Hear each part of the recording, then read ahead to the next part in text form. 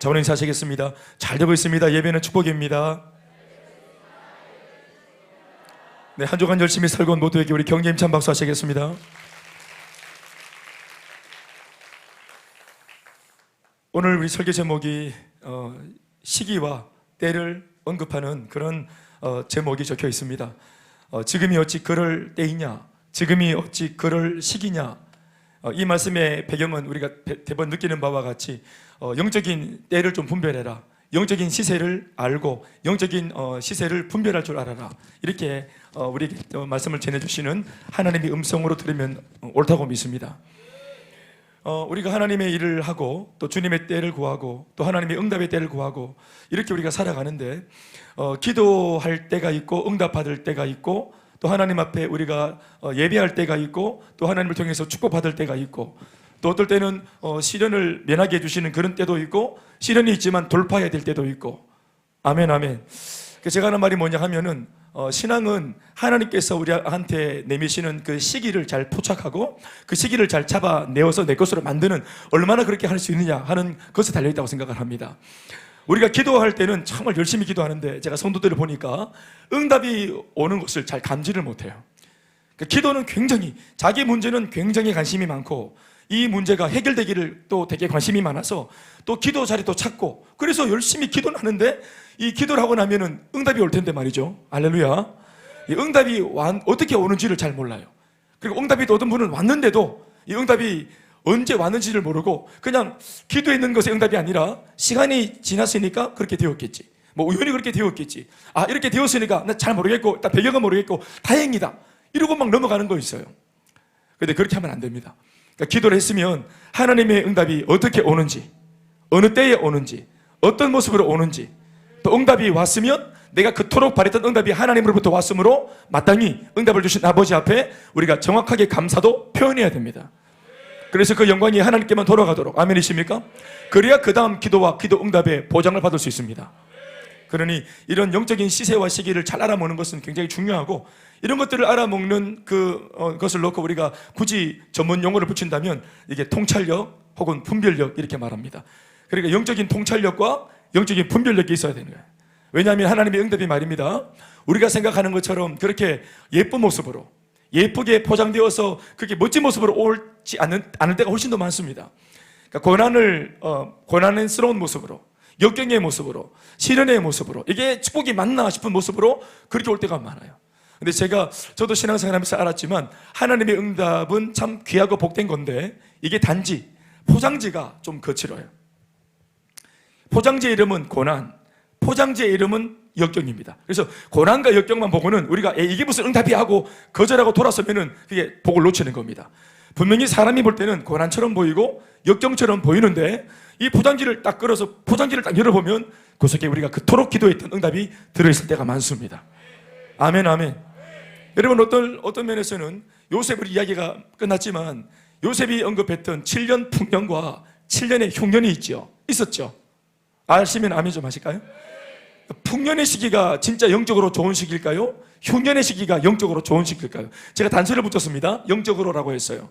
어떤 시기가 정말 우리의 성장을 일으키고 우리의 믿음을 더 강화시키는, 우리에게 영적으로 더 유익한 그런 시기일까요? 풍년입니까? 흉년입니까? 정답이 나왔죠. 뭔가 트릭이 있는 것 같지 않아요? 네, 흉년입니다. 흉년.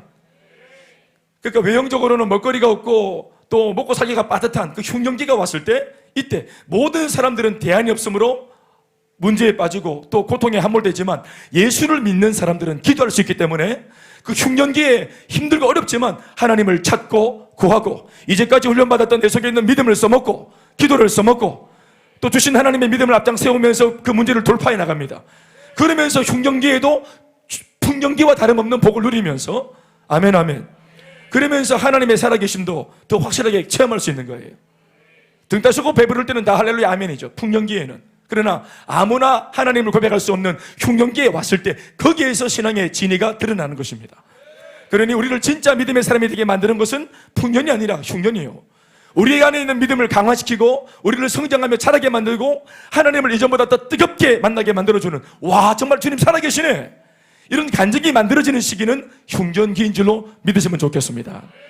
그러나 중요한 것은 이제 여러분들이 제 말을 들으니까 아멘 하고 우리 군중 심리로 얘기했지만, 그러나 나 홀로 있을 때 정말 흉년기에 들어가 있는 내가 옆에서 누가 이렇게 권면하지 않아도 이제 그 들은 말씀의 그 은혜를 내가 떠올리면서, 아, 이게 내 눈에 볼 때는 분명히 이게 안 좋은 건데, 아니야, 하나님은 선하신 분인데 절대로 나한테 그럴 리가 없어, 이렇게 하면서 하나님을 신뢰하는 마음들을 막 그냥 북돋아 올리면서 그냥 자연스럽게 일어나는 원망과 불평으로 내 마음을 뺏기지 않으려고 애를 쓰면서 의지적으로라도 감사를 하면서 원래부터 했던, 전에 했던 대로 예배를 지키고 마음을 지키고 셀가족 모임의 자리를 지키고 기도 자리를 지킬 수 있다면, 그러면서 그 사람이 이 흉년기에 왕성해져서 흉년기가 끝났을 때 모든 사람들은 결산해보면 다 마이너스인데, 이 기도의 사람만, 이 믿음의 사람만 흉년기를 지났는데도 더 성장한 모습으로 세상 앞에 나타나는 것입니다. 여러분 돌아보시면 아시겠지만 다윗을 역사의 무대 위에 등단시킨 인물이 누굽니까? 골리앗입니다.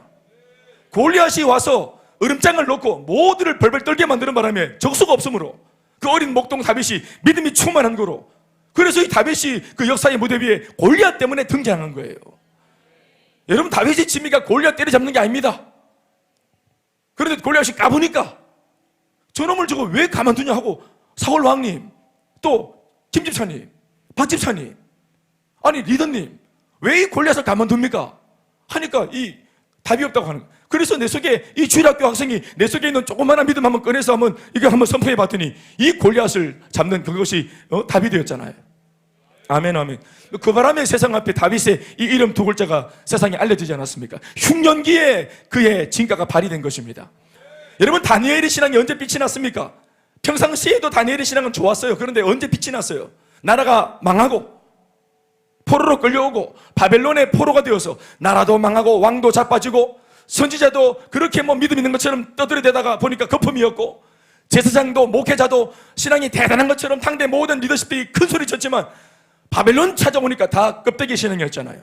그런데 이 어린아이가, 17살짜리 어린아이가 포로로 끌려가서 그 안에서 70년 포로 생활을 하면서 거기에서 하나님을 믿는 믿음을 발휘하면서 이 이방 나라를 완전히 영적으로 뒤집어 놓았잖아요. 아멘이십니까? 흉년기가 아니라 풍년기에 그 믿음이 더 빛을 발했던 것입니다. 아멘, 아멘. 오늘 이런 서론에서 이런 언급을 하는 제 메시지 앞에 여러분들이 뭔가 마음속에 울림이 있길 바랍니다. 왜요? 현재 우리가 흉년기에 있다면 더더욱 오늘 이 말씀에 귀를 기울이십시오. 우리 오늘 정말 내 인생이 내 뜻대로 안 된다고 말하는 사람이 있으면 더 우리의 마음의 감정을 밀어내고 생각을 밀어내고 하나님의 말씀에 초점을 맞추시기 바랍니다. 그래서 오늘 그렇게 함몰되고 눌리고 내 생각대로 그냥 에라 모르겠다 하시려고 하는 분한테 오늘 하나님 말씀이, 오늘 제목처럼 지금이 어찌 그럴 때가,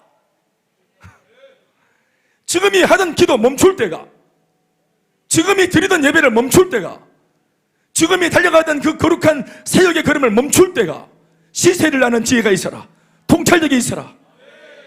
사랑하는 여러분, 오늘 우리 모두가 이 은혜를 참 마음에 함께 받고 예배를 마치고 나갈 때는 정말 마귀가 분명히 다 작업해놨는데 이미 그냥 간장 바르고 된장 발라가 버무리 가지고 다 끝내 이제 더 물락하는데 고마마 오늘 예배가 은혜 받고 나갈 때 다른 눈빛으로 마귀 뒤통수를 후려갈기는 우리가 되길 바랍니다. 오늘 이야기의 주인공은 나아만이라는 사람입니다. 나아만은 원래 불신자입니다. 그런데 이 불신자가 잘 나갔습니다. 그 당시에 이스라엘과 아람은 대적 관계에 있었어요. 늘 이스라엘을 노리는 그 이방인 족속들이 많았는데 이 시기에 이스라엘을 가장 위협했던 나라는 아람이라고 하는 나라였어요. 이 아람이란 나라의 군대 장관, 그러니까 전쟁을 진두지휘하고 이스라엘을 어떻게 하면 잡아뜨릴까 하여 이런 전략을 짜고 했던, 이걸 전술을 짜고 했던 적장이죠. 그 아람 나라의 군대 장관이 나아만 장군인데, 이 나아만 장군이 우리가 다는 바와 같이 오늘 읽었던 이 본문 앞에 나오는 우리가 너무 잘 아는 이야기, 문둥병에 걸렸던 그가 답이 없으므로 자기가 싸우고 있는 적의 나라, 아람이 볼 때는 적의 나라가 어딥니까? 자, 이거 대답 안 하면 설교가 진짜 길어질 거예요. 자, 아람에게는 적의 나라가 어딥니까? 적국이 이스라엘이죠. 근데 이스라엘에게 누가 있다? 자기의 문둥병을 나을 수 있는 그 해답이 이스라엘 어느 한 교회에 담임하는 엘리사 목사한테 있다는 거예요. 답이. 그 엘리사 목사가 하나님께 기도하면 나을 수 있다는 거예요. 이 소식을 듣고 전쟁을 멈춰서 전쟁까지 멈추면서 살기 위해 자기 왕한테 저 이스라엘 왕한테 편지 좀 써달라 그래서 편지를 써서 전쟁을 휴전하고 그리고 심지어 그 나라에 금은 보화를 들고 가서 이거를 다 내놓고 전리품을 내놓고 그리고 도움을 구하는 이런 모양으로 왔다가 우리 거두절미하고 어찌 됐든 결론은 뭡니까? 엘리사 목사님이 얘기했던 요단강에 7번 몸을 씻고 하는 그 말에 순종을 해서 결론적으로 이 병이 나았죠. 예, 나았습니다. 그 얘기 마지막 말미를 이렇게 적고 있습니다. 오늘 14절. 우리는 오늘 우리 본문에는 첫 본문이죠. 14절 시작. 나아만이 이에 내려가서 하나님의 사람의 말대로 요단강에 7번 몸을 잠그니 그의 살이 어린아이의 살같이 회복되어 깨끗하게 되었더라. 아멘 아멘. 참 그냥 나았다 이렇게 될 건데 얼마나 강력한 역사가 일어났으면 어린아이의 살, 군인입니다 여러분. 물론 차지사님 군인들이 다 그런 건 아닙니다만은 늘 위장 크림 바르고 또 늘 바깥에 나와서 얼굴 타고 이러니까 우리 군인들 얼굴 피부가 그렇게 좋겠습니까? 차지사님 죄송합니다. 그래 현역 군인이시니까. 그런데 이 군인의 얼굴이 솔저, 군인의 얼굴이 어린아이 베이비, 할렐루야. 얼마나 강력하게 일어났겠어요. 물광낸 거 아닙니다. 그런데 오늘 제가 드리고 싶은 이야기는 나만 이 불신자가 이 자신의 회복의 과정을 겪으면서 몸만 나은 게 아니라 이 사람의 생각과 인식과 삶의 어떤 그런 자기가 평상시 가지고 있던 세계관 자체가 다 뒤집어져 버립니다. 하나님의 말씀에 한번 순종했다가 죽을 목숨 그 말씀 때문에 살아나는 것을 자기가 몸소 직접 체험하면서 설교 들은 게 아니에요. 유튜브에서 어떤 좋은 강의 들은 게 아닙니다. 직접 자기가 강물에 몸을 7번 담그면서 진짜로 몸이 하나님의 말씀을 따랐더니 회복이 된 걸 경험했어요. 그러면 사실 그냥 자기 갈 길 가면 되는데 이 나만 장군이 마음밭이 좋았던 모양이라 또 하나님께서 뭔가 이 사람을 통해서 할 일이 있었던 모양이라 그런데 이 사람이 하나님에 대한 그런 인식을 딱 갖게 됩니다. 자신의 체험을 통해서 와 이스라엘의 하나님 살아계시네. 나는 이때까지 안 하면서 우리나라가 믿는 그 신들만 섬겼는데 야 이스라엘 그러니까 그 당시 세계관은 신들의 세계이기 때문에 신들이 늘려 있어요. 그러니까 수많은 신 중에 이스라엘은 여호와를 섬기는구나. 여호와도 수많은 신 중에 한 신이에요. 그런데 이때까지 내가 경험했던 그 어떤 신보다 심지어 어떤 신도 내 생명의 문제를 건사하지 못했는데 나랑 싸우고 있는 적국의 이 신이 나의 이 문제를 해결했다는 것에 대해서 엄청난 충격을 받은 겁니다. 그러면서 이 사람 내면에 어떤 마음이 생기냐면 따라합시다. 신적 인식 하나가 들어옵니다. 그게 뭐냐면 하나님은 살아계시는구나. 하나님의 존재에 대하여 원래는 관심이 없었어요. 불신자입니다. 교회 갈 마음도 없고 예배도 안 궁금하고 천국 지옥 안 궁금해요. 그냥 내가 하는 일이 궁금하고 내 앞으로 내 앞날이 잘 되는 게 궁금하고 우리 아이들 잘 되는 게 궁금하고 그렇죠. 우리와 똑같습니다. 그런데 이 사람이 전혀 관심이 없던 하나님을 자기 문제가 결부되어 있기 때문에 싫어도 교회에 갔고 싫어도 교회의 가르침 때문에 따랐더니 회복이 되었어요. 그랬더니 이전까지 관심이 없던 하나님에 대해서 이 식견이 열려졌던 것입니다. 아멘 아멘. 지금 여기 우리 중에도 그런 분 계시죠? 평상시에는 하나님 관심 없고 교회 관심 없고 그렇다고 교회를 핍박하는 것도 아니에요. 그냥 관심이 없는 거예요. 나는 내대로 사는 거예요. 그래서 예수 믿는 너희들은 믿음 잘 지키고 어떻게 하든지 잘 믿어서 너희들이 생각하는 그 구원받고 천국에 잘 가라는 거예요. 중요한 건 나는 관심이 없으니까. 그런데 어떻게 언제 한번 문제가 터지면서 관심이 없던 하나님에 대해서 어쩔 수 없이라도 관심이 생기게 되는 겁니다. 그러니까 하나님께서 그러한 상황을 디자인하시고 설계하셔서 우리를 당신의 존전 앞으로 끌어당기시는 것입니다. 다시 말하지만 몸이 회복된 나아만 형제죠. 이제 예수 믿고 처음 교회 등록했으니까 이제 나아만 형제입니다. 이 아만 형제가 놀라운 인식, 하나님에 대한 인지와 인식이 생깁니다. 그것이 세 가지로 나타나는데 굉장히 적극적인 인식이 나타납니다. 첫 번째는 감사가 일어납니다. 감사가. 그러니까 감사가 없이 살다가 내가 주인 되어 살았기 때문에 감사할 일이 없었어요. 이때까지는. 불신자일 때는. 그렇죠. 오히려 내가 돈 벌어다 줄 때 내 마누라가 나한테 감사해야지. 그게 불신자의 생각입니다. 내 새끼들 아버지가 돈 벌어 가르쳤으니까 아버지한테 감사해야지. 그러니까 이게 내 중심이기 때문에 내가 누구한테 감사를 해본 적이 없어요. 그런데 예수를 혼자 믿는 이 부인이 계속 이제 예배 드리고 교회 믿고 이제 왔다 갔다 하면서 이제 불신 남편이 화나는 게 뭐냐면은 내가 분명히 돈 벌어다가 지 판마도 시키고 지 장도 보게 하고 지 카드도 끌게 해줬는데 감사를 하는 게 아닌 거야. 그러니까 이 불신자 남편이 열받는 거예요. 이거 내가 뒷바라지 했는데 어디다 감사히 샀노 이게. 그리고 우리 자식이 이것도 이 자식 놈의 새끼 또 이것도 이것도 내가 딱 이거 뒷바라지 학교 보내는데 이게 또 뭐 보니까 뭐 하나님 아버지 감사하다. 아버지가 낸데 아버지가 또 어디다 이렇게 샀노 이게. 이런 게 열받는 겁니다. 15절 말씀 보시겠습니까? 나만이 모든 군대와 함께 하나님의 사람에게로 돌아와서 그의 앞에 서서 이르되 내가 이제 이스라엘 외에는 온 천하에 신이 없는 줄을 아나이다. 하나님만 참 신입니다. 아멘. 그래서 뭐라고 말합니까? 감사해서 당신의 종에게서 나한테서 예물을 받아달라고 이렇게 말하잖아요. 감사를 표현하는 사람으로 바뀌었습니다. 내가 낸데 했던 사람이 구태여 돌아와서 다시 돌아와서 이 감사를 구체적으로 표현하는 것입니다. 아멘 아멘. 주의 종한테 감사를 표현했지만 실제로 이 감사의 대상은 하나님이십니다. 두 번째, 어떤 신적 인식이 생기느냐? 예배에 대한 인식의 전환입니다. 17절 말씀 읽어보시겠습니다. 시작. 한 목소리로 시작. 나만이 이르되 그러면 청하건대 노새 2마리의 실을 흙을 당신의 종에게 주소서. 이제부터는 종이 번제물과 다른 희생제사를 하나님 외에 다른 신한테는 드리지 않겠습니다. 오직 하나님께만 예배를 드리겠습니다. 오직 하나님께만 예배하는 삶을 살겠습니다.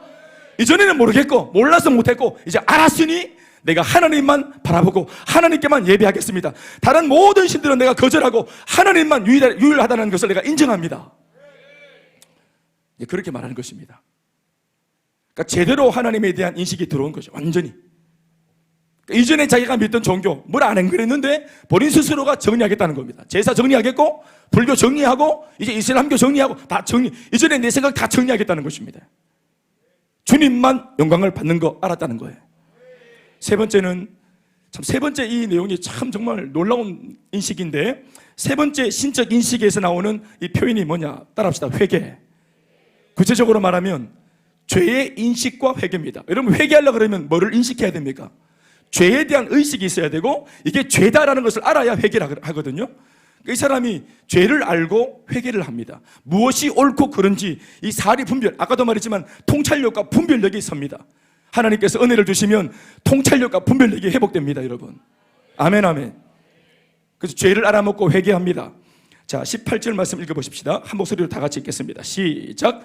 오직 한 가지 일이 있사오니 여호와께서 당신의 종을 용서하시기를 원하는데 내용이 뭐냐? 곧 내 주인께서 림몬의 신당에 들어가 거기서 경배하며 무슨 말이냐면은 내가 섬기는 내가 군대 장관 남바 서열 2위로서 우리 아람 왕이 나이가 좀 많았는 모양이에요. 이 연로한 우리 왕이 자기 딸에는 자기 신앙으로 예를 들어서 법당에 들어가서 이렇게 108번 절을 하러 들어갔는데 나는 불당의 내용을 믿지 않지만 내가 섬기는 주군이 법당에 들어가고자 해서 내가 따라 들어갔고 또 이 주군이 108번 절을 하겠다 그래서 내가 도와주기 위해 관절염도 안 좋고 이러니까 잡아줘서 같이 이렇게 이분이 수그릴 때 내가 이렇게 머리 잡고 이렇게 할 수 없잖아요. 그러니까 이분이 수그릴 때 같이 이렇게 이렇게 같이 수그리고 무릎을 꿇었다 이 말입니다. 예? 내 의지가 아니라. 그런데 이것을 지금 말을 하고 있는 거예요. 들어보세요. 계속해서 시작. 곧 내 주인께서 림몬의 신당에 들어가 거기서 경배하며 그가 내 손을 의지하며 내가 림몬의 신당에서 몸을 굽히오니 내가 림몬의 신당에서 몸을 굽힐 때 여호와께서 이 일에 대하여 당신의 종을 나의 행동을 용서하시기를 원하나이다. 다시 아멘 하십시다. 여러분 죄를 회개하는데 말입니다. 어떤 인식이 들어오나 하면은 굉장히 높은 그런 도덕 지수가 갑자기 발동합니다. 이전에는 죄가 아니었는데 사실 지금 우리가 이 말씀을 들여다봐도 이게 무슨 죄인가 싶어요. 왜냐하면 그 사람이 직접 우상을 섬긴 게 아니라는 게 드러났잖아요. 그렇죠? 이 우상 숭배는 누가 한 것이었어요? 자신의 주군이 한 거죠. 그런데 주군을 돕기 위해 같이 또 연로하신 분이니까 신앙적인 종교적인 배경이 아니라 그냥 이게 휴머니즘에서 도와주기 위해 같이 이렇게 도움을 줬는데 그 바람에 내가 신당 앞에 무릎을 꿇고 머리를 조아린 것이 죄로 느껴졌다 이 말입니다. 우리가 오늘 짓는 죄에 비하면 이게 죄입니까? 우리는 더한 죄를 짓는데도 양심의 가책이 없고 이런데 이게 불신자가 이제 갓 하나님을 접하면서 이게 죄라고 표현이 좀 그렇지만 내가 어떤 분 얘기를 들어보니까 진짜 예수를 딱 믿을 때 주마등처럼 자기가 이때까지 살면서 지었던 모든 죄가 피림처럼 쫙 지나간답니다. 심지어 거꾸로 막 지나가면서 죄들이 막 들어오는데 어릴 때 엄마 젖 빨면서 젖 깨무르는 것도 했겠답니다. 그러니까 이게 남한테는 죄가 아닌데 이 사람의 내면에는 이게 크게 죄로 작용을 했던 것입니다. 그래서 아주 구체적인 죄에 대한 회개, 죄의식이 일어난 것이다. 할렐루야. 자, 중요한 것은 여러분, 지금 이 사람이 이렇게 변화되었습니다. 이게 뭘 말하냐면은 이 사람이 신앙을 갖게 되면서 완전히 이전과 이후로 달라졌다는 걸 말하는 것입니다. 네. 그러니까 여러분, 저는 개인적으로 우리가 사역할 때, 행복 모임을 할 때, 또 전도할 때 하나님께서 함께 해주셔서 따르는 표적이 일어나면 참 좋겠는데 그 중에서도 어떤 것보다 병 고치는 은사가 일어나서 참 좋겠어요.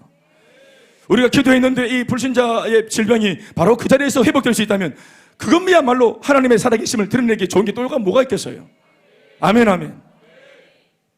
그래서 진짜 여러분들 사역할 때 현장에서 이런 역사들이 일어나길 정말 바라고 여러분들이 이러한 은혜를 사모했으면 참 좋겠습니다. 그럼 전도 바로 끝나는 거예요. 그냥 나만 1과 2과 3과 갈 것도 없어. 오늘 그냥 병 낫고 집에 오는 거예요. 참 놀라운 일이 일어났습니다. 그러나 여기에서 우리가 한 가지 분명하게 짚고 넘어가야 될 거 있어요.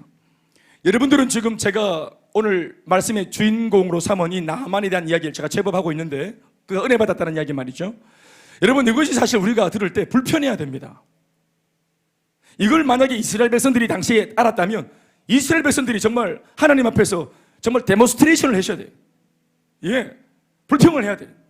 아니 하나님, 이적지 예배를 누구한테 받으셨어요? 아니 이때까지 헌신 누구 헌신을 받으셨어요? 지금 어디서 지금 무슨 짓을 하시는 거예요? 하나님 지금 왜 도와시는 거예요? 어디 한눈 파시는 거예요? 하나님 우리가 있잖아요. 아빠 우리가 있잖아요. 예? 어디 지금 옆집 아한테 왜 그러세요? 옆집 아한테 아들 챙기세요. 아들 이럴 수 있지 않겠어요? 우리도 마찬가지입니다. 하나님이 지금 한눈 팔고 먼 산 보는 것 같지 않아요? 나만이 갑자기 왜요? 여러분, 나만은 적국의 적장입니다.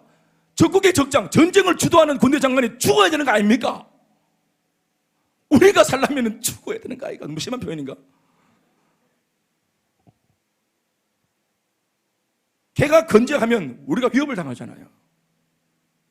나만이 건재하면 그게 좋을 게 뭐가 있습니까?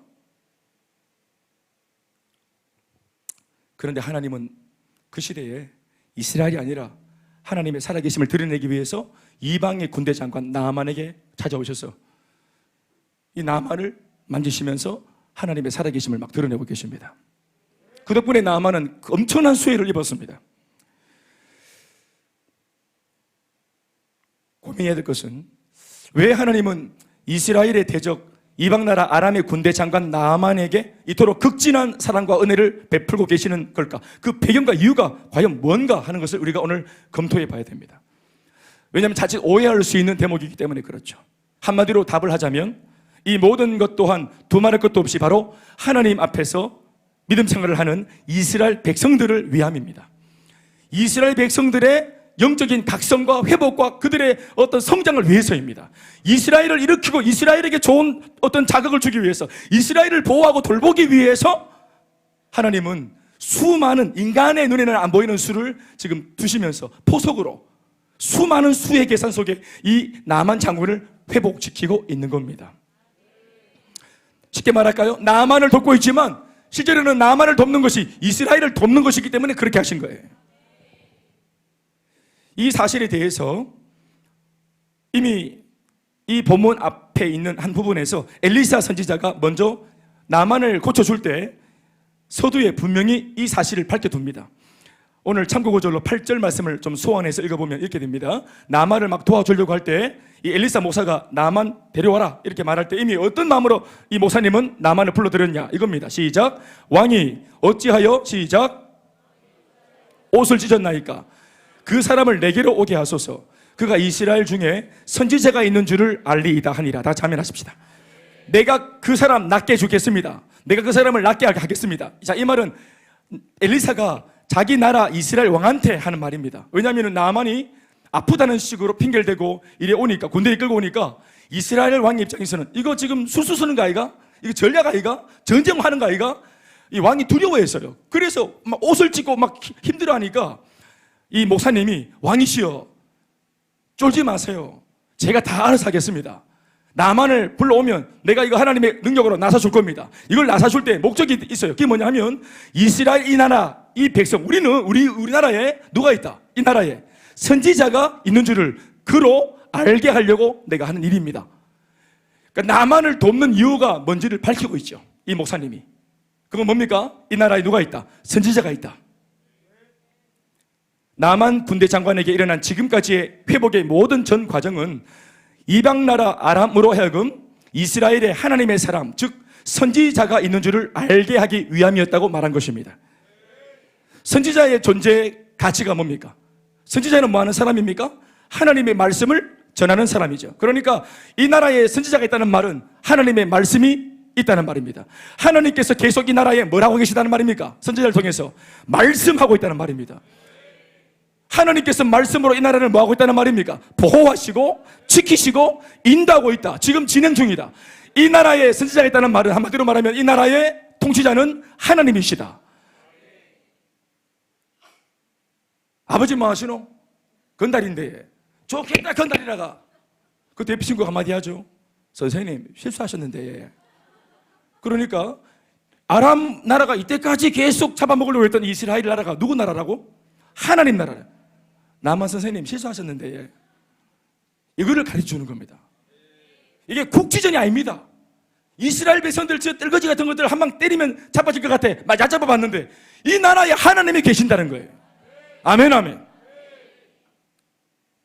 사실 군대 장관이라는 직책을 맡은 인물은 이스라엘에게 있어서는 위험한 인물이잖아요. 아까도 말했지만 나만 장군 말입니다. 위험한 인물이죠. 전쟁을 결정짓는 중요한 결정권자인 셈이죠. 그런데 하필이면 바로 그 군대 장관 나만에게 나병이 생겼고 결국 그 나병을 낫게 하려고 이스라엘을 찾아왔다가 그 은혜를 입게 되신 것을 하나님이 하셨다는 사실을 믿으시기 바랍니다. 이 하나님이 하신 거예요. 그리고 결론적으로 나만 형제는 지금 자신의 몸만 나은 것으로 끝나지 않고 전혀 예상 못했던 내면의 변화가 일어나 있다는 사실을 제가 말씀을 드렸습니다. 사람이 바뀌어버렸어요. 그것이 바로 앞서 확인했던 하나님을 향한 인식, 신적 인식, 아멘이십니까? 감사와 예배와 죄 회개가 일어나지 않습니까? 변화가 된 것입니다.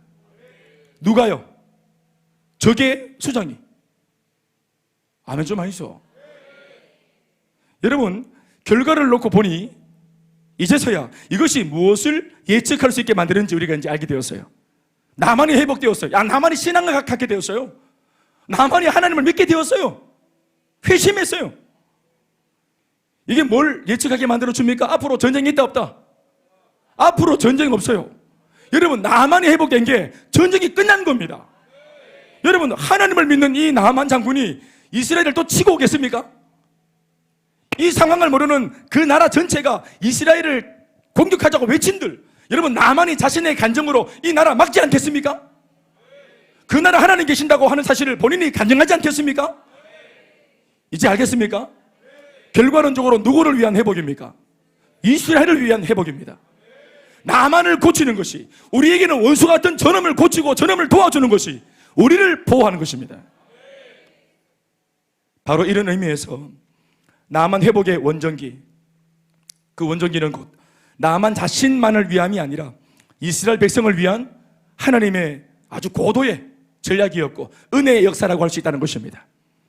여기서 우리가 한 가지 알 것은 우리의 원수가 하나님을 알게 되고 나한테 치명적인 고통을 줄 수 있는 그 영향력을 가지고 있는 그 사람이 하나님을 믿게 되기만 한다면 진짜 전쟁은 끝나는 것입니다. 그래서 예수님께서도 우리에게 복음서를 통해 말씀하실 때 원수를 조지라 이래 했습니까? 원수를 사랑하라 하셨습니다. 네, 지금 뭐 아멘 하지만 뭐 이해가 됩니까? 안 되는 거 아니겠어요?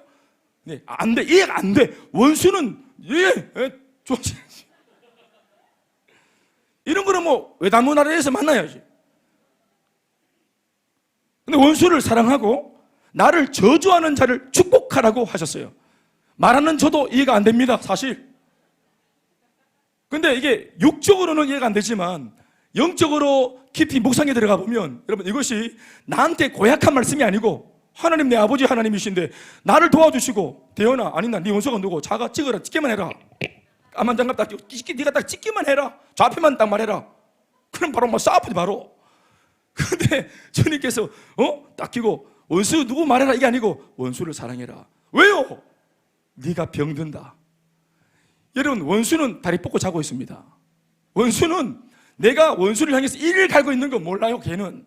그러니까 원수지. 이놈의 왼수. 왼수는 자요, 천하태평이라. 남을 향한 배려심이 없기 때문에 걱정 안 해, 지는 지한 말이나 행동에 대해서. 예? 무지하고 이러니까 잡힌단 말입니다. 근데 막 당한 이 사람만 막 원수를 막 생각하고 이 갈고 꿈꾸고 악몽 꾸고 막 자다가도 일어나고 막 이러면서 막 저걸 내가 아침에 일어나면 어떻게 조절까 하고 내가 막 그 생각하다가 밤새 잠 못 자고 이렇게 일을 벌써 3개월. 그래 암이 와본다, 암이. 그래 주님이 하시는 말씀이 원수를 미워하는 것을 중단해라, 사랑해라. 네 안에 있는 이 질병의 불을 꺼라. 너 망한다. 왜 원수를 사랑하라 하셨습니까? 우리를 위하여 사랑하라 하신 겁니다. 모든 심판은 나한테 맡기고 원수를 너는 사랑해서 네가 자유케 되어져라. 왜 나만 미워하노? 왜 나만 미워하면 네 수준만 내려가는 기다. 용서해버려라. 도와버려라, 적극적으로. 가장 고상하고 위대한 복수는 복음을 전해서 그 원수가 예수 믿는 겁니다.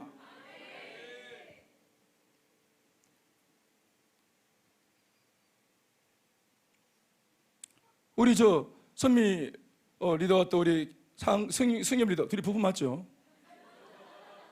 지금 현재 부부, 오늘 아침에 부부 맞죠? 네.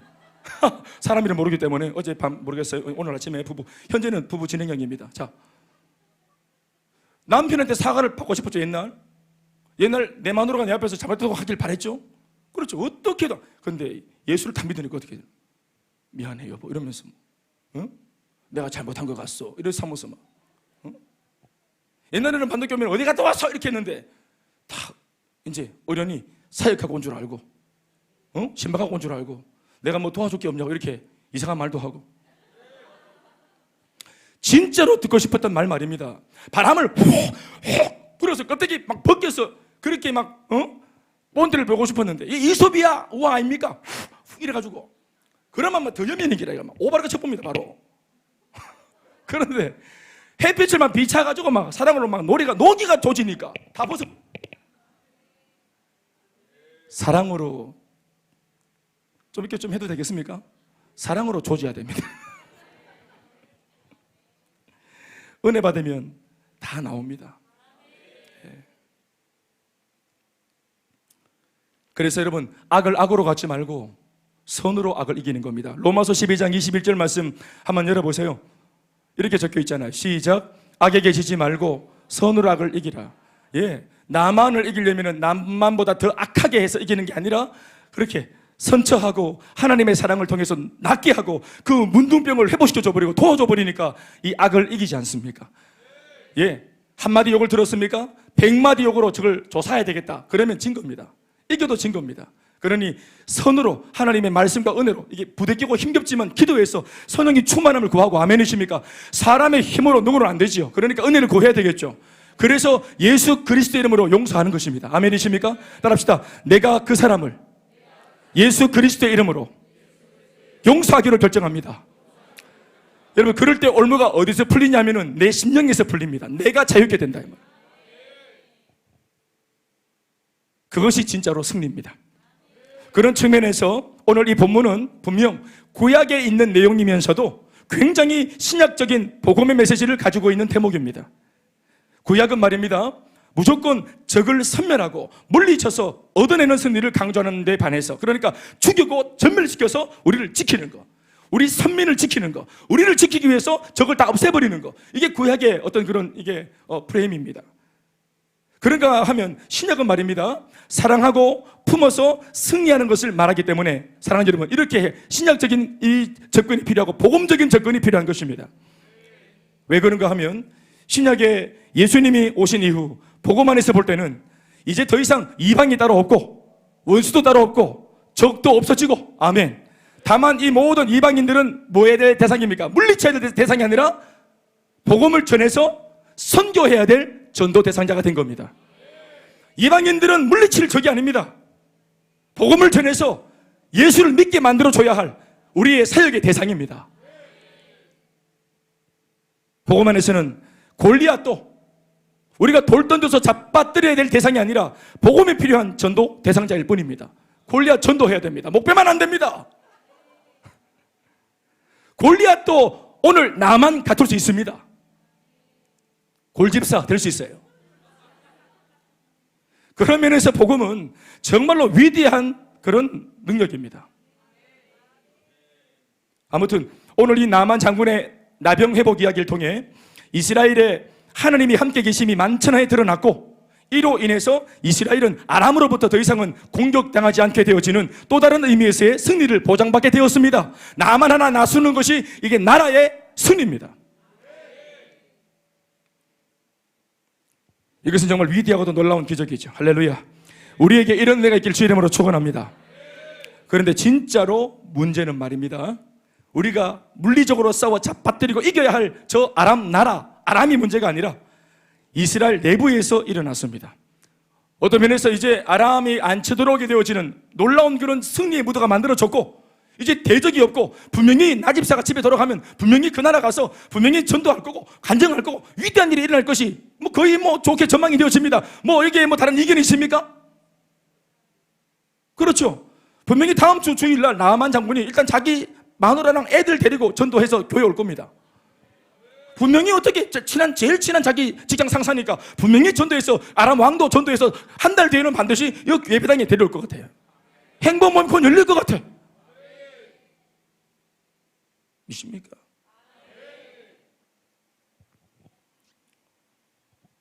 그런데 문제는 이스라엘 내부에서 일어나요. 우리 이제 나만 얘기를 들으면 나만이 이렇게 막 죽을 병에서 회복되어져서 하나님의 능력이 나타나고 참 모든 게 잘 되었고 만사 형통하고 아름다운 결말이고 해피엔딩이고 박수하고 끝낼 수 있는데, 사실 한 장만 더 넘겨보면은 이 뒤에 이렇게 비참한 이야기가 들어있는지 어떻게 알았겠어요?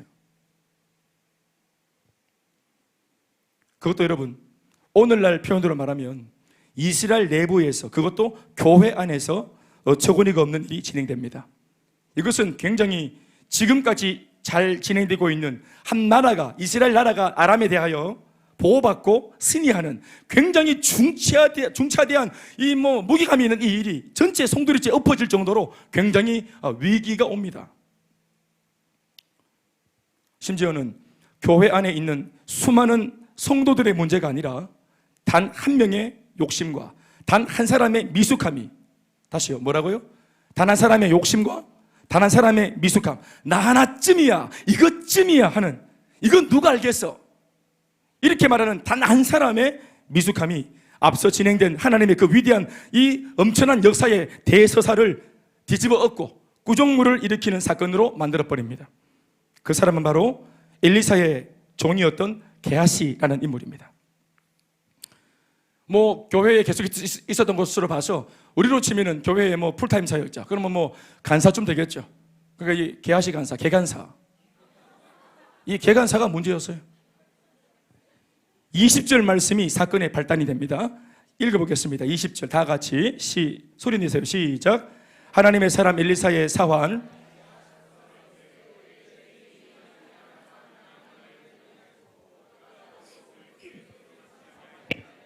여호와께서 살아계심을 두고 맹세하노니 내가 그를 쫓아가서 그에게서 받으리라. 하나님께 모든 영광을 돌리기 위해서 감사를 표현한 그 여러 가지 내용물들을, 감사의 예물들을 이 목사님은 거절했습니다. 받지 않았어요. 아무리 내밀어도 거절했어요. 거기는 이유가 있습니다. 이따가 또 말씀드리겠습니다만은. 그리고 이제 마음만 전하고 하도 안 받으니까 나만이 다 정리하고 가지고 온 모든 폐물들 다 가지고 이제 돌아가는 거죠. 그런데 이 장면을 보면서 못마땅한 사람이 있었습니다. 그게 바로 이 게하시라는 사람입니다. 왜 꼭 그렇게 해야 되나? 아니 좀 받으면 어떠소? 그리고 저 받아가지고 좋은 데 쓰면 되지. 이러면서 목사님이 참 목사님이니까 그렇지, 내가 해야 되겠다 하면서 본인의 그 어떤 물욕에 의해서 나아가는, 저기 가고 있는 나만 장군을 뒤쫓아갑니다. 게하시는 엘리사 선지자의 말씀을 대언하던 인물이었습니다. 나아가 그는 자신의 눈앞에서 한 사람의 변화, 즉 자기가 직접 엘리사의 메시지를 나만에게 전했던 인물이고, 이것을 전할 때 처음에는 조금 의심했지만 이내 곧 마음을 고쳐먹고 요단강에 7번 몸을 잠글 때 그 자리에서 바로 이 나만이 어린아이와 같은 살로 바뀌는 것을 직접 봤던 사람이 누구냐면 게하시입니다. 게하시는 이 일의 목격자입니다. 하나님의 살아계심을 원래도 믿고 있었지만 역시 하나님이셔 하는 것을 누구보다도 확인할 수 있었던, 원래 예수 믿던 사람이 자기 눈앞에 한 번 더 그 능력이 증거되어질 때 역시 내가 믿는 하나님이 옳았어 하고 내 믿음이 강화되어지는 일에 이 상황이 좀 더 이렇게 좋게 쓰였으면 얼마나 좋았을까요? 할렐루야. 오늘 말씀을 좀 참고합시다. 9절과 10절 말씀 참고 9절로 좀 읽읍시다. 이 게하시에 대한 내용입니다. 언급이죠. 읽어볼까요? 9절 10절 시작. 나만이 이의 말들과 병거들을 거느리고 이르러 엘리사의 집 문에 서니 엘리사가 사자를 게하시를 그에게 보내 이르되 게하시야 너는 가서 요단강에 몸을 7번 씻으라. 네 살이 회복되어 깨끗하게 되라고 그렇게 전해라. 아멘 아멘. 그래서 게하시한테 나만한테 전해라 하고 말씀을 지어서 보낸, 그 말씀을 증거하고 말씀을 선포하고 오늘로 치면 복음을 전했던 사람이에요. 이 사람 게하시 말입니다. 그리고 직접 자기 눈에서 변화받는 것도 봤습니다. 14절 말씀에 어린아이의 살같이 회복되어 깨끗하게 되었더라. 이것을 게하시가 봤어요. 그는 하나님의 살아계심과 하나님의 위대하심을 자신의 눈으로 직접 확인했던, 현장에서 목격했던 증인이었습니다. 그러나 불행하게도 게하시는 이토록 생동감 넘치는 하나님의 위대한 역사의 과정 속에서 하나님의 역사나 한 사람의 변화는 보지 못하고 나만이 엘리사에게 주려고 가지고 왔던 그 지창금에만 눈이 멀어 있었습니다. 물욕에. 사랑하는 여러분, 이처럼 신앙을 갖고 있는 것처럼 보여도 오랜 동안 교회 안에 그렇게 풀타임 사역자로 몸담고 있고 바로 지근거리 바로 옆에 이렇게 강력하게 그 당시 쓰임받았던 주의 종, 그 이름도 유명한 엘리사 같은 위대한 선지자 옆에서 그렇게 모든 것을 날마다 보고 듣고 배우는 입장이었으면서도 정작 껍데기 말고 속에 진정한 가치관의 변화가 없으니, 그러니 오늘 이렇게 하나님의 역사가 쫙 일어날 때, 이 대서사가 쫙 펼쳐질 때 사람은 여러분 오름적이 자기가 관심 있는 것에만 눈이 가는 겁니다. 하나님의 역사가 눈에 들어오지 않고 한 사람의 불신자가 회복되어서 하나님을 믿게 되어지는 이 고귀하고 귀한 이 가치를 보지 못하고, 여러분 한 사람의 불신자가 인생을 다 접고 잘못 살아서 하나님 나라를 공격까지 하고 교회를 공격하던 사람이 사울처럼 뒤집어져서 복음 전도자가 되고 증인이 되었다는 사실은 위대한 발견 아닙니까? 이건 옆에서 보는 사람이 입을 쫙 벌리고 간판을 멈출 수 없는 그런 굉장한 장면을 본 거예요. 아멘입니까? 홍해바다가 갈라지는 것을 본 거와 뭐가 다르겠어요? 요단강이 갈라지는 것을 본 거와 뭐가 달라요? 여리고성이 무너지는 것을 본 거와 뭐가 달라요? 기적을 봐서요? 하나님의 살아계심을 봐서요? 그런데도 가치관의 변화가 없으니 관심도 다른 데 있었습니다. 그러니까 다른 게 보이죠. 물질이 보이는 겁니다. 돈이 보이는 겁니다. 이 사람의 변화 말고 변화되었지만 이 사람 손에 있는 돈이 보이는 겁니다. 교회에 와서도 다른 것에 주목하는 우리의 모습이 아닌가 돌아보게 하시는 장면입니다. 교회에 와서 예배를 드리는 것이, 하나님의 말씀을 듣는 것이, 은혜 가운데 서로 우리 같이 서로 상처를 싸매주고 격려하는 이런 것들이 주가 되어야 할 텐데, 아멘이십니까? 환경이 눈에 들어오고 나는 가난한데 저 사람은 부유하네, 그러면서 나는 또 부유한데 저 사람은 가난하네, 그러면서 가방끈이 긴 사람은 긴 사람들끼리, 또 부유한 사람들은 부유한 사람들끼리, 그렇게 해서는 안 되죠. 그런데 그런 게 눈에 들어오는 사람이 있습니다. 예배를 드리면서도 은혜가 아니라 이거 시간이 언제 끝나노 하고 시간을 계속 염두에 두는 사람. 밥은 주나? 저 사람은 왜 저렇고, 이 사람은 왜 저렇고, 저 사람은 왜 앞에 내가 보고 있는지 자꾸 손을 들어서서 앞에 안 비게 만들고, 기도를 왜 이렇게 크게 해서 기나가가 갔겠다. 에어컨은 막 이렇게 아까는 또 세게 했다가 추웠다가 또 그가 덥고, 뭐 교회는 시커멓고, 본질을 보지 못하고 이런 비본질적인 것 때문에 다 마음이 빼앗기는 사람이 오늘 우리 교회만 아니라 모든 교회 다 이렇게 있죠. 그러니 이런 말씀들은 오늘 참 허탄한 생각을 하고 쇼하듯 종교생활을 하는 우리들의 마음에 뭔가 울림을 주는 말씀 아니겠습니까? 게하시를 통해 주는 울림입니다. 우리한테 그건 말씀이죠. 이전에 제가 경험했던 어느 청년부에서는 말입니다, 제가 사역을 하라고 세가족 성김이 직분을 줘서 직책을 딱 맡겼습니다. 그랬더니 또 훈련도 많이 시켰고 세가족을 찾아가서 섬기고, 또 심지어 오면은 그 첫 번째 주에 다음 주일 오기까지 기다리지 말고 오늘 이번 주 한 주일 처음 왔으면 그 지체의 직장에 꽃을 들고 손편지를 적어서 그리고 쫓아가서 거기서 이제 사랑을 전하고 주님의 사랑을 전하고, 이렇게 해서 첫 번째 온 사람이 두 번째 주일날 스스로 오게 만들지 말고 주중에 반드시 하나님의 사랑을 터치해서 감격 속에 올 수 있도록, 아멘이십니까? 그렇게 적극 도와라고 가르쳤습니다. 그랬더니 제가 한 번은 퇴근하고 이렇게 이제 비가 막 갑자기 소나기가 장대비처럼 쏟아졌는데 봉고를 타고 쑥 가는데 그 많은 사람들이 비를 피해서 움직이는데 거기 그 많은 사람 중에 어떤 아이 하나가 딱 눈에 보이는 거예요.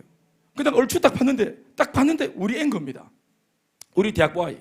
그래서 창문을 쫙 열어서 비가 막 억수같이 오는데, 그때 막 갑자기 제가 이제 비가 오니까 얘가 막 손을 받쳐서 막 물뛰고 하는데 이 가슴에 뭘 하나만큼 안고 가던 여자아이가. 그래서 내가 딱 보니까 이제 아이, 우리 여자아이인 거예요. 저 대학부 아이인 거예요. 그래서 은주야, 안 은주 집사님 할렐루야, 은주야 하고 이제 타라, 은주야 타라 그랬더니 탔어. 어디 가노 그랬더니 목사님 지난 주일에 왔던 우리 세 가족에게 우리 지금 세 가족 성김이 사역하기 위해서 손편지하고 꽃을 들고 가는데 편지가 다 젖어버렸어요. 다시 써야 될 것 같아요. 이러면서 비를 쫄딱 맞은 애가 해맑게 웃고 있는 거예요. 나는 지금 집에 퇴근하고 있는데, 가르치 목사는 집에 퇴근하고 있는데, 야가 비를 쫄딱 맞고 그걸 사명이라고 시킨 저의 얘기를 와, 마음에 막 감동이 오고 내가 막 이렇게 가만히 있어가 막 울었어. 웃으면서 입은 웃고 막 눈물 흘리니까 목사님 갑자기 왜 우세요? 그래 내가 안 오게 됐나? 부끄럽다. 비전이 뭐라고 참 한참 지밖에 모를 나이 어린 이 대학생이 참 이렇게 섬기나, 비가 오는데 참 대단하다. 어디고 같이 가자. 그래 같이 갔던 기억이 있습니다. 그런가 하면 그렇게 섬기는 아이가 있는가 하면 한편에는 세가족 성김이를 맡겨놨더니 이 아이 뭐시만은 울릉도에서 유학을 온 아이, 그래서 세가족이 되어서 이제 양육받고 믿음이 막 자랍니다. 양육을 이렇게 같이 병행해서 하고 있는데 시간마다 은혜를 받고 시간마다 변화가 일어나고 시간마다 이렇게 회복이 되어지고 진짜 좋은 모습이 일어나. 그래서 제가 각별히 이 아이를 주목하면서 이 아이를 잘 도와라, 잘 섬겨라 했더니 이런 얘기를 했더니 이 뭐심마 자식이 이 아이 여자아이 이거 저 집에 혼자 이거 저 뭡니까? 그 뭐라 하는 혼자 있는 거라 자취하는 데 가서 이 아이를 성희롱을 하고 폭행을 가했어요. 그래서 이 아이 얼굴이 어느 날부터 시커매져서 교회에 딱 보니 누가 봐도 이 아이가 해처럼 밝았는데 한 날부터 시커매져 버린 거예요.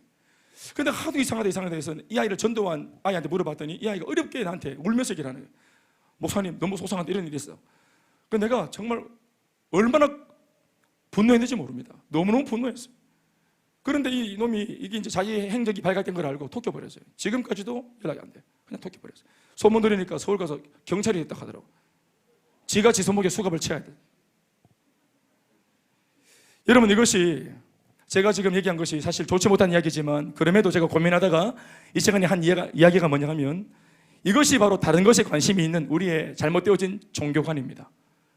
하나님을 바라보지 못하는, 언제나 여지를, 이런 가능성들을 가지고 있는 우리에게 마귀가 조금만 바람을 불면 언제든지 우리가 신앙인 것처럼 둔갑해서 앉아있다가도 다른 것들이 반드시 이렇게 꼬리만 흔들어도 금방 우리가 그렇게 반응하는 우리의 모습에 어떤 경종 울리는 말씀이 아니라 어떻게 말할 수 있겠습니까?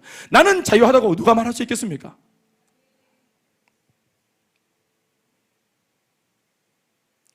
영혼으로 사람을 보지 않고, 아까도 말했지만 그 사람 자체를 보고, 또 그 사람의 어떤 정보나 그 사람의 어떤 능력이나 그 사람의 어떤 가방끈이나 재산이나 그 사람을 통해서 내가 뭘 얻을까 하는 이런 꿍꿍이로 한 영혼을 본다는 것이 얼마나 충격적인 이야기입니까?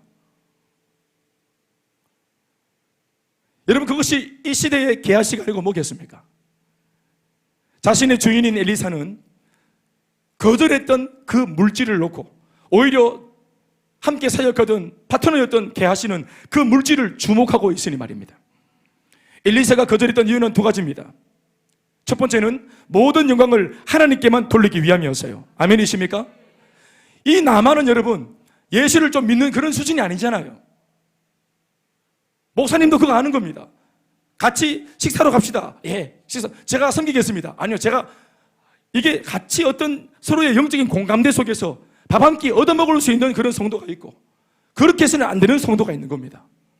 이제까지 예수 믿었습니다. 두 번째는 또 나아만이 엘리사가 아닌 하나님께만 몰입하고 주목하게 만들려고 그 물질을 거절하고 딱 하나님께 딱 영광을 돌리려고 돌렸더니 진짜로 나아만이 목사가 아니라 하나님께 예배를 드리는 모습으로 달라지지 않았습니까? 이 초신자가 나를 주목하는 게 아니라 하나님을 주목하도록 만들어주는 것이 좋은 사역입니다. 성숙한 안목과 더불어 영적인 유익을 도모하기 위해서 엘리사 목사는 물질에 손 내밀지 않았던 것이에요. 아멘이십니까? 더불어 나아만이 하나님을 반드시 체험하고 돌아가야만, 은혜를 고스란히 진짜 은혜를 경험하고 자기 나라로 돌아가야만 이스라엘에 하나님이 계심을 증거할 수 있죠. 아멘입니까? 또 이것은 나만이 진짜 하나님을 주목하고 하나님을 만나게 되는 이런 상황은 이스라엘의 운명과도 직결되는 매우 중요한 대목입니다. 아멘이요? 그러니 그 나만과 하나님만 연결되어야 될 이 중요한 찰나에 거기에 목사가 개입하고 게하시가 개입하고 물질이 개입해서는 안 되는 거예요. 엘리사는 당장의 이익이 아닌 나라의 운명을 결정짓기 위해서 더 먼 곳을 내다보고 있었던 겁니다. 최근 저는 우리 교회 양육훈련 중에 강의를 하다 보니 처음에 제가 맘먹었던 건 아닌데 이런 강의를 몇 번 했어요. 그것은 저희 교회가 어떤 모습과 어떤 배경으로 이 교회가 12년 전에 그렇게 태동하게 되었고 출발하게 되었는지, 이러한 것들을 이번 주에 제가 강의하면서 말한 적이 있습니다. 이 이야기를 했던 까닭은 처음에 정신을 희석시키는 행위를 근절시키고 다시 우리 교회의 처음 개척의 정신과 그 마음으로 그 중심을 원위치시키기 위해서였습니다. 어떤 야망을 가지고 시작한 교회가 아닙니다. 건물을 지어야지, 어느 때가 되면 이런 일도 하고 저런 일도 하고, 그래도 남자가 한번 주의 종으로 부름받았는데 한번 큰 목회 해야지, 내 이름을 떨쳐야지, 이런 생각을 해서 교회가 시작한 것이 아닙니다. 우리가 지금 하고 있는 행복 모임 말입니다. 저희 교회의 첫 단추는 그 행복 모임입니다. 단 한 사람의 행복 모임을 통해서 교회가 시작했어요. 당시 제가 행복 모임을 할 수 있는 여건이 아니었습니다. 또 여건이 아닌데도 행복 모임을 구태여 하려고 할 때 저한테 굉장한 데미지가 개인적으로 있었습니다. 비방하는 사람들, 모욕하는 사람들, 또 실제로 대외적으로 사람들 앞에 망신을 받기도 하고 조롱을 당하기도 했어요. 참 많이 힘든 그 시간에 끊임없이 했던 것이 행복 모임이었습니다. 이전에 있었던 교회는 행복 모임을 권장하는 교회가 아니었기 때문에 부목사로서 그 교회가 하자고 하는 것을 다 하고 그리고 퇴근할 때, 퇴근해서 집에 가는 시간 제가 행복 모임을 했어요.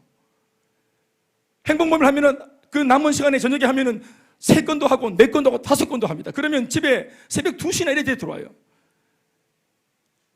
제가 얼마 전에 우리 박모사 참 귀여운 우리 아들 라가미가 식당에서 밥 먹을 때 아장아장 이렇게 걸어갈 때 하고 걸어갈 때 지금 얼마나 예쁘고 사랑스러울 때입니까? 정말 좋을 때다. 그런데 이 아이가 막 걸어갈 때 제가 아내랑 초밥을 먹으면서 여보 정말 좋을 때지, 진짜 예쁠 때지, 그랬더니 속웃으면서 하는 말이, 집사람이 했던 말이, 당신이 그걸 알아요? 그렇게 하시. 싸해서 밥만 먹었습니다.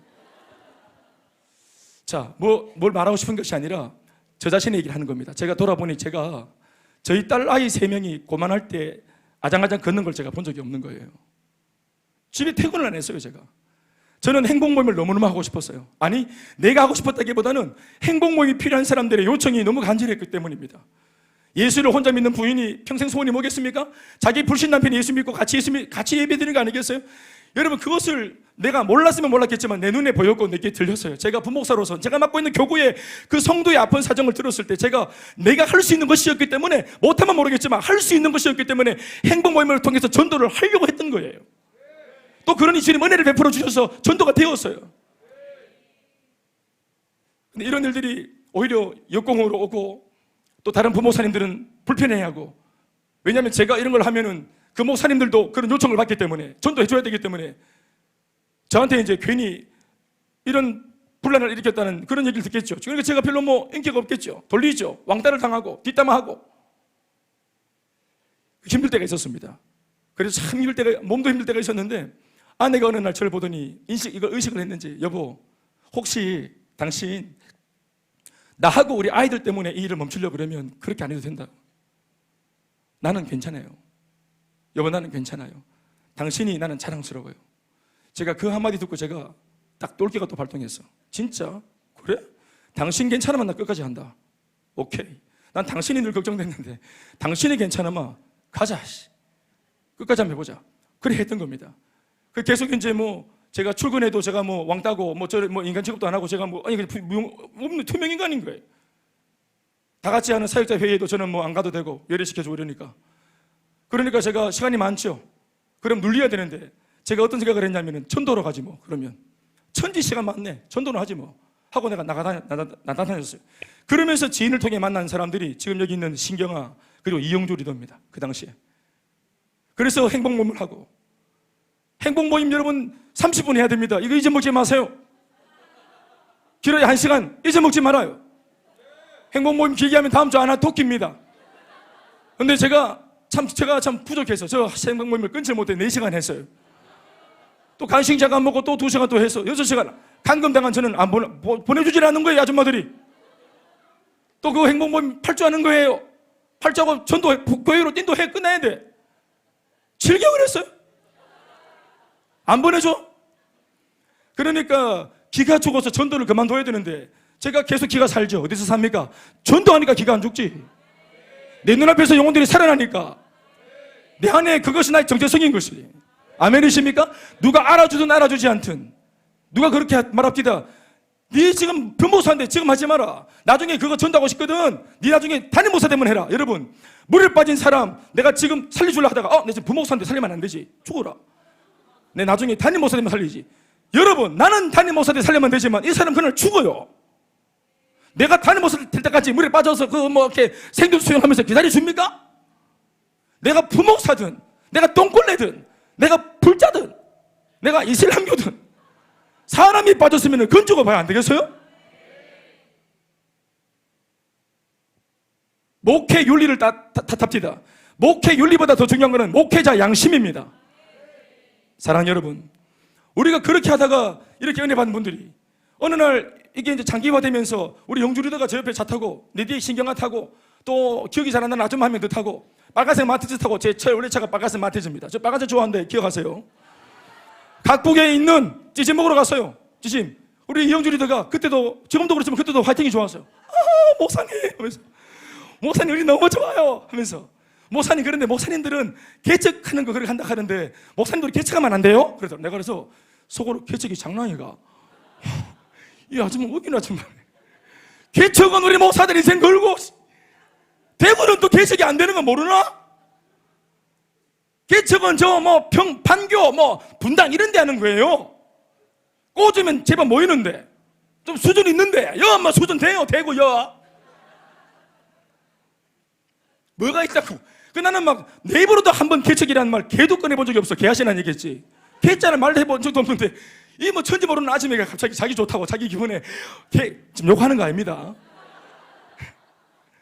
개척하는 거 하면 안 돼요. 내가 내 인상을 딱 쓰고 정색하면서 원래 그 찌짐으로 갈 때 인상 잘 안 씁니다. 찌짐으로 가면서 인상 쓰기 어려워요. 인상을 내가 딱 정색하면서 개척이 장난입니까? 그랬더니 엄마야 하면서 찌그러졌어. 그래가 가가 또 뭐 정신없이 묵다가 이자 보고 다음 주가 됐어요. 우리 영주 리더의 특기가 뭐냐면은 기억력이 오래 못 가요. 다음 주에 또 행복모임 끝나고 나서 이분이 또 뭐가 좋았는 모양이야. 그래서 막 하면서 또 지난주에 했던 얘기 말갛게 있고 내가 분명히 정색을 했는데 말갛게 그러면 2번 하면 안 돼. 그거 정색을 했으면. 근데 또 새하얀 얼굴로 천만하듯이 목사님 개척교회 한번 해보세요. 이게 개척이지 뭐예요? 이렇게. 내가 2번째 길 딱 듣는데 야 저 여자는 저리 쉽나? 이 속으로 뭐가 저리 쉽노? 저는 이때까지 봤던 선배들 개척교회 보면은 막 무겁고 고달프고 막 순교하고 막 이런 느낌이 막 고달프고 막 다 희생하고 굶고 막 이런 거. 그러면 나는 그게 늘 마음에 무거워가지고 그걸 조심스럽게 접근하고 있는데 참 저분은 해맑아 가셔가지고 이게 개척이지 뭡니까 하는데 이 말이 가슴에 딱 남더라고. 집에 오는데 그래 맞네, 그게 개척이네, 그게 교회지, 이게 교회지. 하나님의 말씀을 선포할 수 있고, 선포한 하나님의 말씀을 듣고 사람들이 회복되어지고, 이렇게 조화라 하고, 이렇게 모여들고, 말씀을 듣고 싶어서 목사를 강금해서 보내주지 않고, 이게 교회네, 이게 딱 느낌이 왔어요. 그래서 제가 그 마음을 가슴에 놓고 기도를 한 것이 바로 그게 단초가 되어서 몇 개월 후에 제가 개척을 결단하고 개척을 한 겁니다. 그러니 우리 교회의 개척은 말입니다, 무슨 건물을 내가 언제 사겠다. 여러분 저랑 같이 오래된 분들 계시죠? 12년 동안 제가 교회에 있으면서 단 한 번도 이때까지 내가 나중에 이렇게 집을 삽시다, 이만한 집을 삽시다, 이만큼 준비해서 교회를 건축합시다 라고 말한 적이 있습니까? 단 한 번도 한 적이 없습니다. 제가 늘 했던 말이 뭡니까? 그 사람 찾아가라, 이 사람에게 행복 모임을 열어라, 이 사람을 만나라, 이 사람을 놓치지 마라, 이 문제에 달려가라. 12년간 끊임없이 했던 말입니다. 그것이. 그리고 지금도 하고 있는 얘기요. 이전에 제가 혼자 하고 있던 이야기, 그 사역을 지금은 이렇게 47명의 우리 리더십들과 100수십 명의 행복 모임 사역자들이 지금 함께 하고 계시는 것입니다.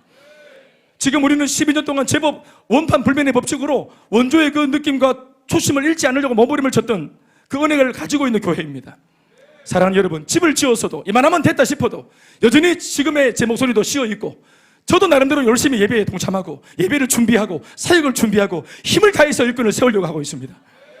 사랑하는 여러분, 교회가 비전을 놓고 달려왔습니다. 그러나 초심을 모르는 이후에 오신 분들 중에, 또 심지어 사역자들 중에도 우리 교회가 무엇을 바라보고 왔는지 잘 모르시는 분이 있는 것 같아요. 저 자신도 항상 여러분들이 말 안 해도 내 스스로가 하나님의 애초에 주신 이 비전 이루어라 김 목사 하는 이 비전을 놓고 이것이 우리가 존재하는 이유였지, 여기 또 하나의 교회가 세워져야 할 이유였지 하고 이것을 놓고 제 스스로가 기도하고 몸부림을 칩니다. 마음이 흔들릴 때, 힘들고 상할 때, 포기하고 싶으실 때, 정신없이 파도를 만나면 방향을 잃고 내가 어디서부터 와서 어디로 가고 있었는지를 잊어버릴 만큼 그렇게 몹쓸 파도 때문에 몸부스러기를 칠 때, 방향을 잃었을 때, 궤도를 상실했을 때, 칠흑 같은 어둠 속에서 저 하늘에 빛나는 북극성을 딱 바라보면 그 북극성을 보면서 다시 방향을 잡는 것처럼, 내가 예전에 어디에서 무엇하러 왔으며 지금 내가 앞으로 무엇을 하기 위해 부름받은 사람인가, 내가 무엇 때문에 교회를 개척했는가, 내가 무엇 때문에 가슴이 설레이고 내가 무엇을 위해 생명을 걸려고 했는가를 알게 하시는 북극성, 그 북극성이 바로 하나님이 주신 비전입니다. 오늘 이 비전에 있대요. 이 비전의 빛의 조명을 받으며 현재 내가 가지고 있는 내 속에 있는 꿈꾸기가 뭐예요? 여러분 지금 뭐 하고 계세요? 우리 세리더 여러분 마음속에 뭘 가지고 계세요? 사역해라 그랬더니 청년들은 작업합디다. 이쁜 여자아이들 챙겨 먹고 이쁜 여자아이들에 신만 가고 이런 못된 짓을 합디다. 사역하라 했지 작업하라 했나 하신 아버지요.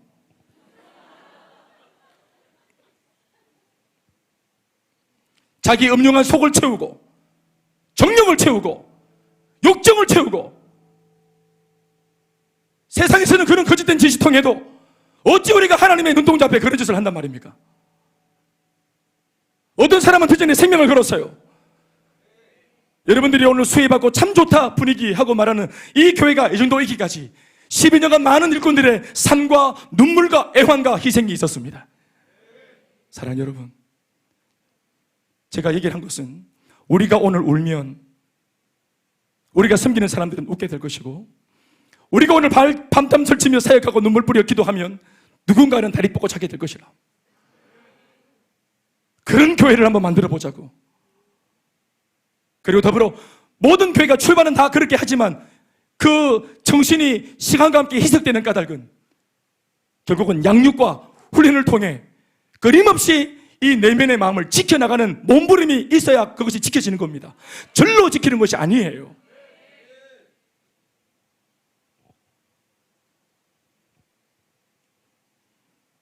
우리 교회는 우리 세대만 지금 저와 여러분들 이 젊은 50대 초반의 목사와 여러분들 우리 시절은 참 좋았다. 목사님도 뜨겁고 참 좋았다. 덕분에 참 좋았다. 여러분 우리만 좋은 교회가 되어서는 안 돼요. 이 정신이 그대로 승계되어서 다음 세대도 좋은 그 교회가 되어야 됩니다. 오늘 간증했던 주하나 우리 서윤이 같은 이 아이들이 나이가 들었을 때 그들이 좋은 교회가 되려면 오늘 이 정신을 지켜나가야 되는 것이에요.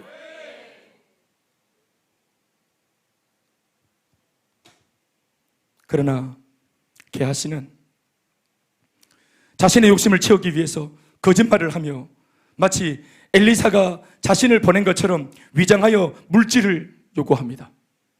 21절에서 23절 말씀입니다. 다 같이 한번 읽어보시겠습니다. 시작.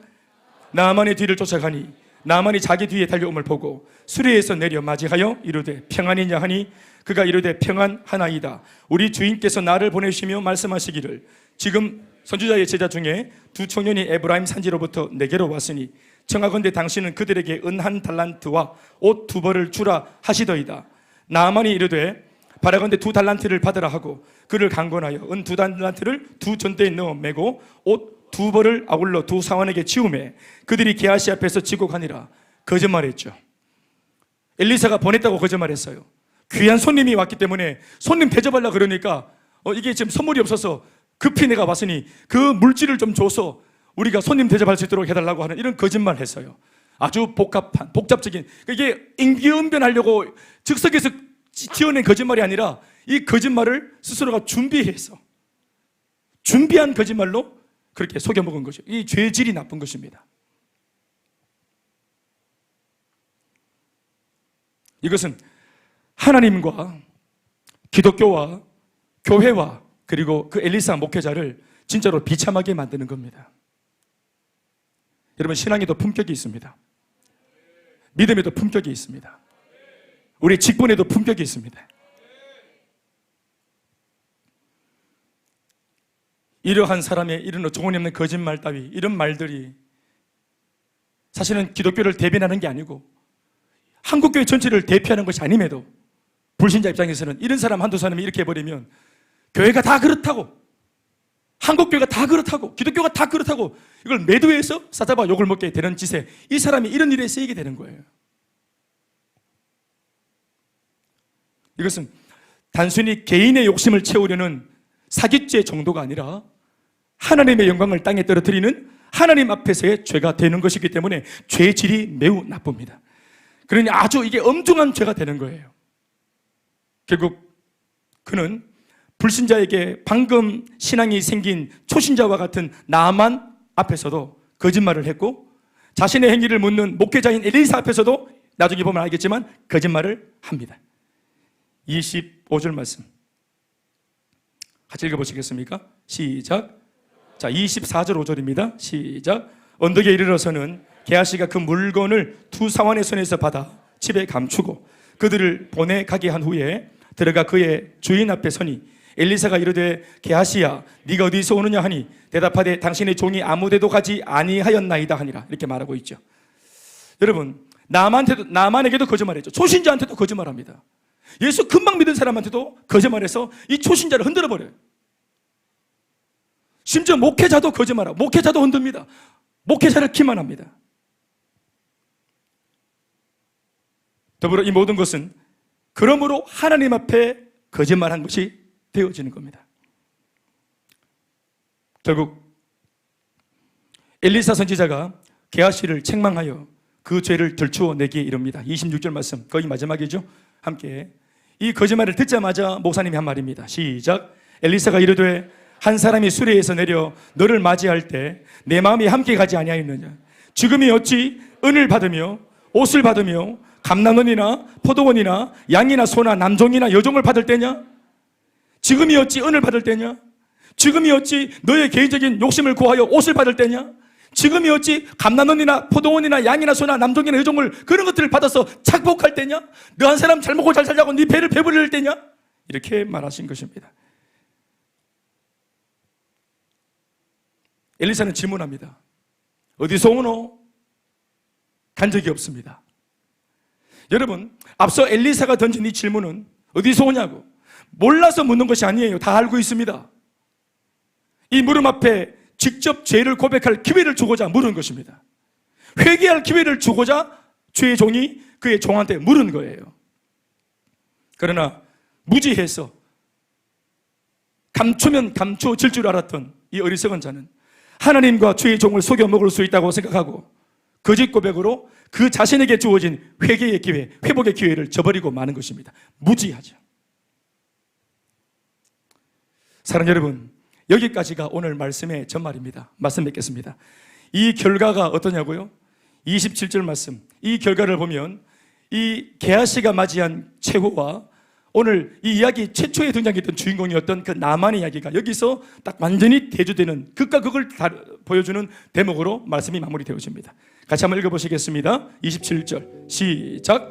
그러므로 나만의 나병이 네게 들어가 네 자손에게 미쳐 영원토록 이르리라 하니 게하시가 그 앞에서 물러나오매 나병이 발하여 눈같이 되었더라. 극심했던 그 나병, 나만에게 붙어있던 그 문둥병이 오늘 그대로 불신자는 믿음을 고백하면서 나았던 이 나병이 믿음 있는 줄 알았다가 알고 보니 거짓되었던 성도에게, 이 거짓된 성도의 삶에 나병이라는 이 저주와 징계와 심판과 고통이 임하게 되었습니다. 사랑하는 여러분, 우리가 어찌 살아계신 하나님의 눈동자를 피하겠습니까?